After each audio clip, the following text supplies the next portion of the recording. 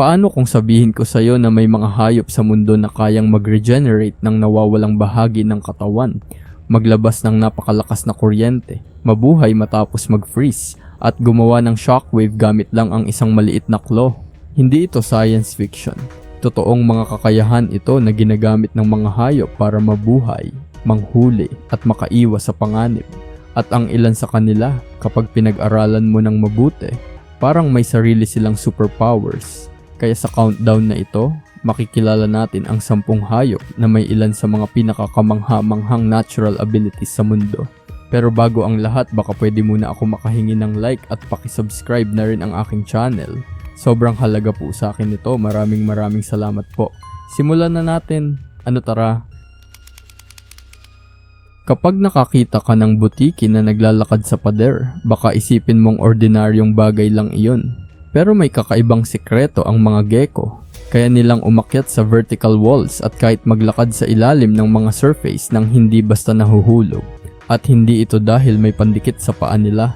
Sa ilalim ng kanilang mga paa ay may napakaraming microscopic structures na tinatawag na setae. Napakaliit ng mga ito at tumutulong gumawa ng molecular attraction sa surface. Ang resulta, kahit makinis na salamin, kayang kapitan ng kanilang mga paa. Mas nakakabilib pa, hindi permanenteng dumidikit ang paa ng gecko, kaya nilang mabilis na i-release ang kanilang grip at muling kumapit sa susunod na hakbang. Parang may built-in climbing system sila na hindi nangangailangan ng suction cups or glue. At dahil dito, pinag-aaralan din ng scientists ang prinsipyo ng gecko fit para sa paggawa ng mga bagong adhesive materials. Kaya sa susunod na makakita ka ng gecko sa pader, isipin mo na lang na parang maliit na Spider-Man ang dumaan sa harap mo. May mga ibon na marunong kumanta, pero ang lyrebird, parang may sarili itong sound recorder. Ang male lyrebird ay kilala sa napakahusay nitong kakayahang gumaya ng iba't ibang tunog mula sa paligid. At hindi lang simpleng huni ng ibang ibon ang kaya nitong gayahin. Maaari nitong kopyahin ang iba't ibang environmental sounds na naririnig nito.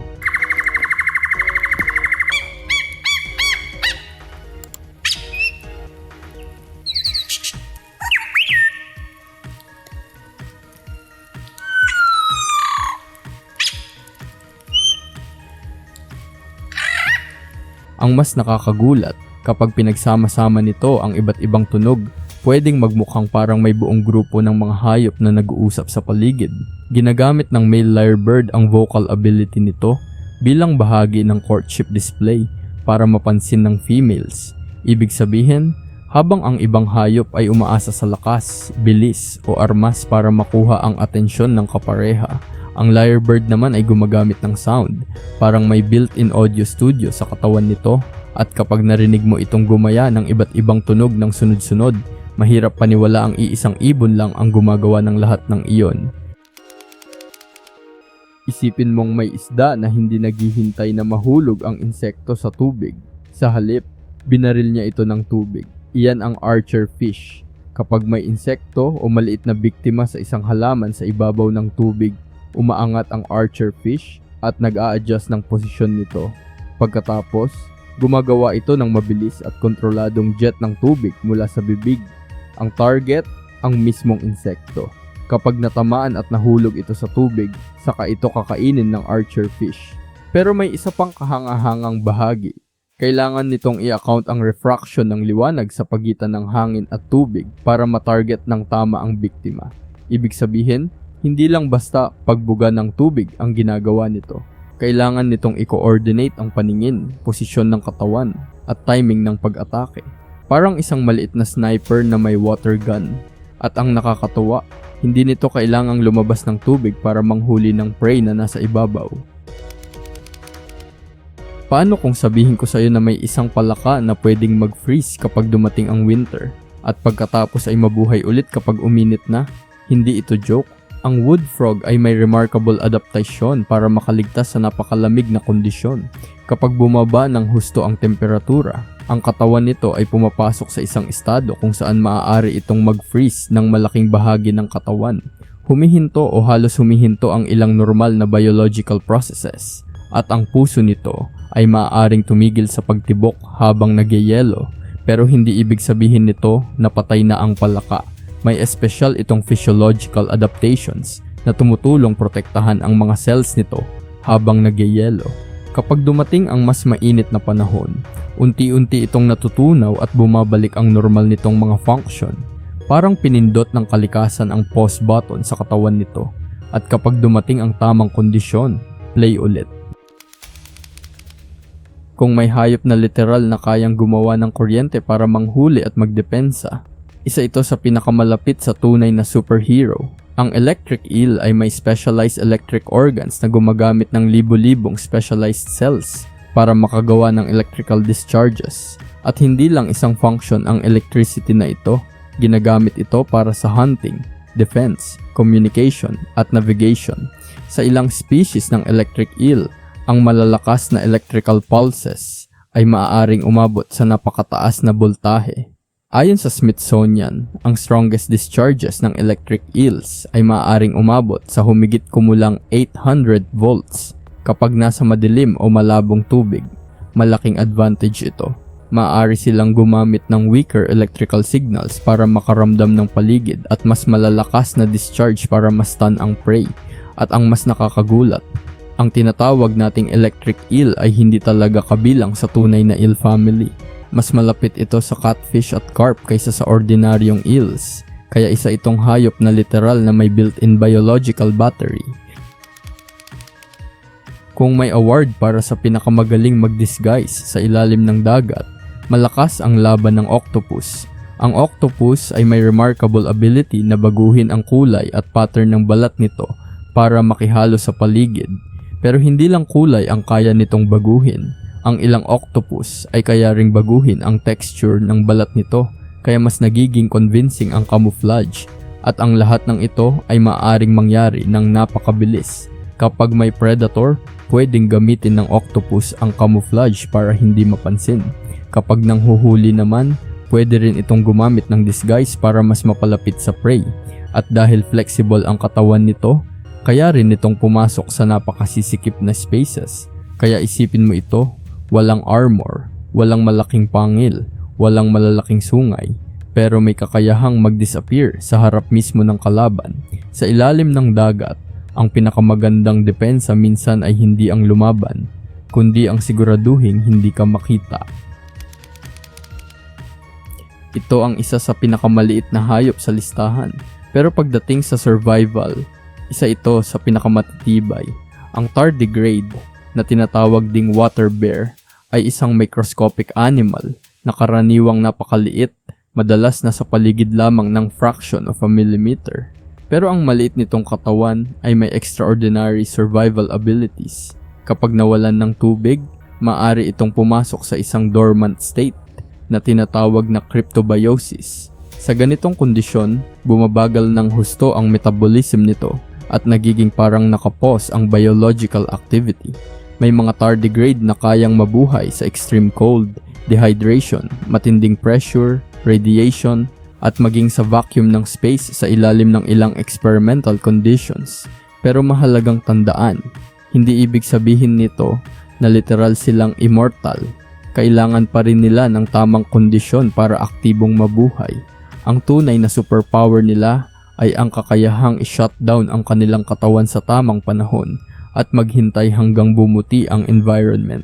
Isang microscopic animal, pero parang may sariling emergency survival mode. Kung mawalan ng kamay ang tao, hindi na natin ito basta mapapabalik. Pero ang axolotl, dito nagsisimulang maging parang science fiction ang biology. Ang axolotl ay isang salamander na may extraordinary regenerative ability, kaya nitong mag-regenerate ng buong limbs at ilang iba pang tissues at organs, kabilang ang mga bahagi ng nervous system at heart tissue. At ang regeneration nito ay hindi simpleng pagtatakip ng sugat. May kakayahan itong muling bumuo ng complex biological structures. Kaya naman napakalaki ng interest ng scientists sa axolotl. Ang tanong ay, paano nito nagagawa iyon? At maaari ba nating matutunan mula rito kung paano mas mahusay na nagre-repair ang human tissues?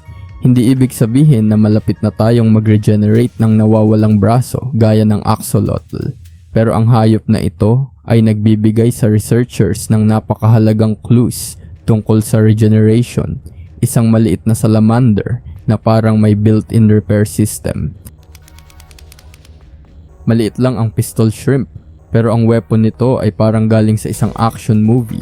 May espesyal itong claw na kayang isara ng napakabilis, at kapag ginawa nito iyon, lumilikha ito ng isang cavitation bubble.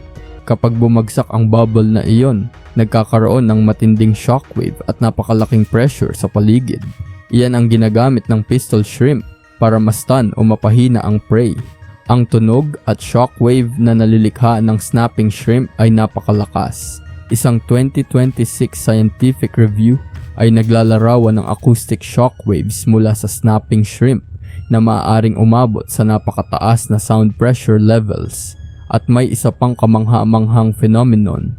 Ang collapse ng cavitation bubble ay maaaring lumikha ng napakataas na localized temperatures at liwanag. Kaya kahit maliit ang shrimp, ang weapon system nito ay gumagamit ng physics na parang miniature explosion. Hindi ito suntok, hindi ito kagat. Isang sonic shockwave ang sandata nito. At para sa number 1, may isang hayop na parang ginawa ng kalikasan para maging living boxer, ang mantis shrimp. May mga species ng mantis shrimp na gumagamit ng club-like appendage para basagin ang matitigas na shell ng kanilang prey. Pero ang tunay na nakakabigla ay ang bilis ng strike. Sa ilang mantis shrimp, ang kanilang appendage ay maaaring umabot sa napakataas na acceleration at bilis kapag pinakawalan ang energy na nakastore sa kanilang specialized body structures. Ayon sa National Geographic, ang strike ng smashing mantis shrimp ay maaaring umabot sa humigit kumulang 75 feet per second at ang impact ay nagdudulot din ng cavitation bubble sa tubig. Ibig sabihin, hindi lang mismong suntok ang tumatama, may karagdagang epekto mula sa bubble collapse. At parang hindi pa sapat iyon, ang mantis shrimp ay mayroon ding napaka-complex na visual system. May mga photoreceptors ito na nagbibigay sa kanila ng kakayahang makakita ng wavelengths na hindi nakikita ng tao. Kabilang ang ultraviolet at polarized light, maliit na katawan, napakalakas na suntok, at kakaibang paningin. Kung may hayop na talagang parang may superpowers, mahirap talunin ang mantis shrimp. At iyan ang 10 hayop na may kakayahang parang galing sa superhero movie. May kayang maglabas ng kuryente, may kayang mag-freeze at mabuhay muli, may kayang mag-regenerate ng katawan, may kayang magtago sa mismong harap mo, at may maliliit na hayop na kayang gumawa ng shockwave gamit lang ang kanilang katawan. Pero ang pinakamagandang bahagi, wala sa mga ito ang gawa-gawa. Lahat sila ay totoong hayop, at ang kanilang superpowers ay resulta ng milyon-milyong taon ng evolution. Kaya kung nagustuhan mo ang video na ito, huwag mong kalimutang mag-subscribe. Dahil sa mundo ng mga hayop, minsan, ang totoong kalikasan ay mas kamangha-mangha pa kaysa science fiction.